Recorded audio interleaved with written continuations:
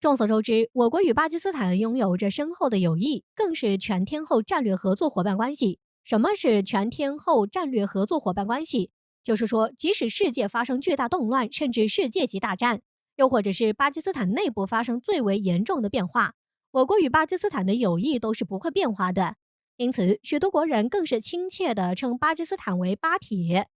然而，就在最近，我国刚刚把先进的防空系统交付给巴基斯坦后，美国却又开始不安分了。据外媒报道，有美国知情人士透露，美国即将与巴基斯坦签订协议，到时候巴基斯坦开放领空给美国，用于美军开展军事活动和情报搜集。虽然美国要求巴基斯坦开放领空的理由说是为了反恐，但美国目的真的就是这么简单吗？答案当然是否定的。要知道，巴基斯坦距离我国是非常接近的。如果巴基斯坦开放了领空给美国，美国就可以派遣多种类的军机等，在我国边境进行搜集情报，窃取我国重要信息。届时，美国也许能够掌握我国部分军事设施和军队部署情况，还有可能出动电子战机干扰附近的雷达、防空系统、卫星通信等。另外，近些年我国和巴基斯坦的合作关系非常的密切，对巴基斯坦的援助更是不遗余力。现在既然有消息人士爆出，巴基斯坦和美国将进行深度的合作，对此就有分析人士认为，巴基斯坦或许并没有和中国那么的铁。那事实真的会是这样吗？在分析看来，其实不然。要知道，我国大力帮助巴基斯坦搞基建建设，提高巴基斯坦的经济水平，军事上也是多方援助。许多我国研发的先进武器都出售给了巴基斯坦，但是美国从来没有给过巴基斯坦任何有用的帮助，最多就是口头承诺，巴基斯坦是不会再相信美国的。再加上美国曾经是巴基斯坦的盟友，但是美国这种出卖盟友为自己获取利益的国家，就曾经对巴基斯坦用完就甩，令巴基斯坦对美国恨的是咬牙切齿，早就看透了美国这些年的伎俩。而且美国现在也是内忧外患，国际上的名声更是臭名远扬了。并且实际上，巴基斯坦就此事没有做出过任何回应，根本就没有搭理美国。针对这种情况，就有军事专家认为，美国此举也许就是看中国与巴基斯坦关系太过紧密，想破坏中国和巴基斯坦的关系所使用的离间计。但是无论如何，我国也应该重视起来。正如部分国人就表示，国与国之间没有永恒的友谊，只有永远的利益。我国或许应该保持警惕，对任何事情都要提前做出预防。总之，我们不能太过于乐观。毕竟，美国现在屡屡针对我国，妄想阻止我国的崛起。为了这个目的，美国是舍得一些利益的。我们应该保持足够的防范，让美国的任何阴谋诡计都落空。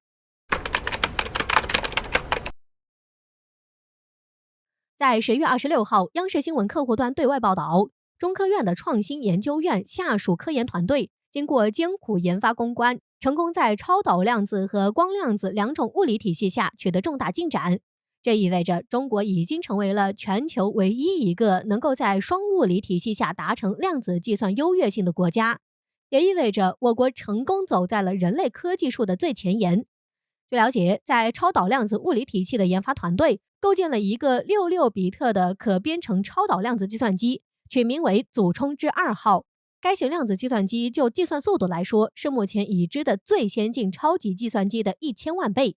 换个写法，可能更有冲击力，1000万倍。这也是我国首次在超导量子这个物理体系下取得的重大突破，对我国在该量子物理体系下的研究有着深远意义。而在光量子这个物理体系下，我国的研发团队构建了一个由113个光子、144模式的量子计算机9章2号。需要强调的是，光量子物理体系算是我国在量子领域里接触和研究最多的一个领域了。因此，在该计算机的计算能力上，完全实现了对现阶段超级计算机的降维打击。它的速度比超级计算机快出了1亿倍。这里就不改写法了，20多个零眼花。而对于未来我国量子科技会走到哪一步，我国中科院院士潘建伟在接受采访时提到，预估会在4到5年的时间里努力去实现量子纠缠。一旦成功，那么量子计算机或者模拟机就有机会可以脚踏实地地解决一些现实的科学问题了，而不是目前阶段仅仅只能待在研究室里。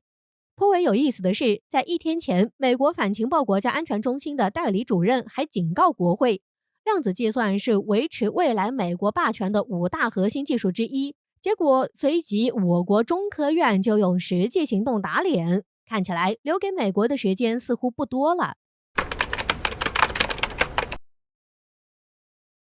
或许是从土耳其的 F-35和 S-400之争开始的。俄罗斯的 S-400防空系统不仅成为了全球军火市场的抢手货，也成了国际外交舞台的晴雨表。或许是因为 S-400强大的性能令美国非常不安，美国扬言所有向俄罗斯采购 S-400系统的国家都会被美国列入制裁名单，美国将停止向其出售武器。为此，美国制定了美国通过制裁的对手法案 CAATSA， 将包括 S-400、米格29、苏30、苏35一大票武器都列入其中，堪称新一代的冷战法案。根据俄罗斯媒体的消息，俄罗斯正在向印度交付5套 S-400防空系统，价值量高达50亿美元。这份高价军火合同让美国非常的尴尬，因为美国此前已经扬言要制裁所有采购 S-400的国家，但此刻美国正在积极拉拢印度加入对抗中国的序列，而美国的军工企业更是在拼命向印度这个大金主推销武器装备。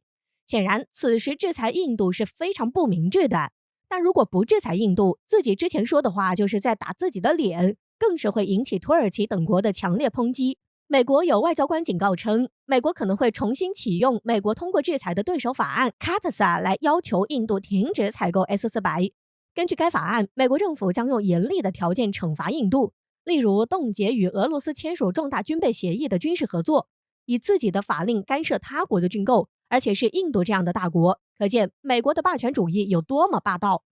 印度采购5套俄罗斯的 S-400防空导弹系统的协议，长期以来一直让美国感到担忧。但如果美国因此和印度翻脸，美国政府的太平洋战略就会面临重大的考验。虽然印度的实力不算很强大可靠，但印度是少数跟中国接壤并存在领土纷争的国家。此刻，印度是美国反华的重要盟友，这一点是非常清晰的。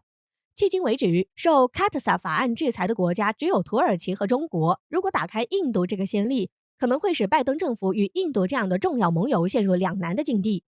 几十年来，印度购买了美国、俄罗斯、法国和以色列制造的武器，但近年来，美国人试图阻止印度购买俄罗斯制造的武器，并取得了一些初步成果。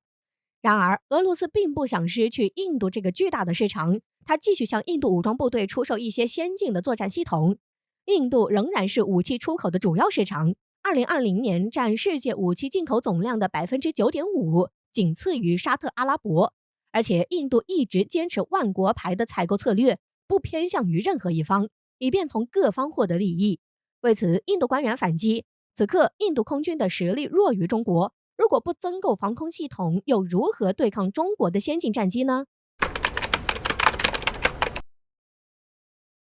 由于中国海空军的强大，美国上上下下越来越感受到来自中国的军事压力，而台湾海峡则是最有可能两国产生冲突的地方。两岸冲突必然涉及到美国及其太平洋盟友，以及其他潜在的地区竞争对手，比如越南和印度。由于在印太地区过境的全球贸易量庞大，一场军事冲突必然将引起一场全球性的经济萧条。这种萧条在系统性政治重组之前不太可能结束，就像1930年代的大萧条一样。虽然美军不是第一次进行如此大规模的远征，但时至今日，其实美国的整体军力并不如冷战高峰时期那么得心应手。美军现在已经出现了所谓的航运危机，美国的商船队可能不足以满足美国的亚太战略需求。负责美军后勤的船舶、飞机和地面车辆需要大量的水手飞行员和士兵来操纵，而士兵们则需要弹药、燃料、备件、修理材料和食物，而这些后勤物资的需求量通常比计划人员在冲突前估计的数量要多得多。